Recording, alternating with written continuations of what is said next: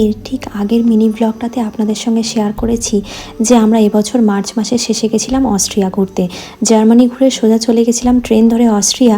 আর আজকে আমাদের অস্ট্রিয়া ভ্রমণের প্রথম দিনই আমরা চলে এসেছি সালজবুর্গ নামক শহরটিতে। আর সেখানে এসেই প্রথমেই চড়ে পড়েছি মাউন্টেন কেবল কারে, কারণ যেতে হবে অ্যালপস পর্বতের সেই বরফ ঢাকা পাহাড়ি চূড়াটার মধ্যে।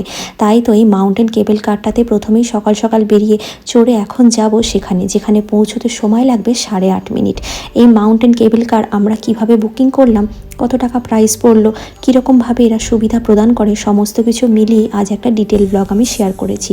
আর এই মাউন্টেন কেবল কারটা চড়তে যতটা না মনে ভয় লাগছিল, চারিপাশের প্রাকৃতিক সৌন্দর্যে যেন মনটা ভরে উঠছিল। দূর থেকে দেখা যাচ্ছে অ্যালপস পর্বতের সব থেকে উঁচু রেঞ্জটা, যার উপরে পড়ে আছে একেবারে তুষারাবৃত।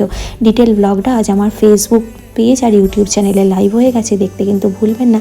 ভালো লাগলে লাইক, কমেন্ট, সাবস্ক্রাইব করবেন অবশ্যই।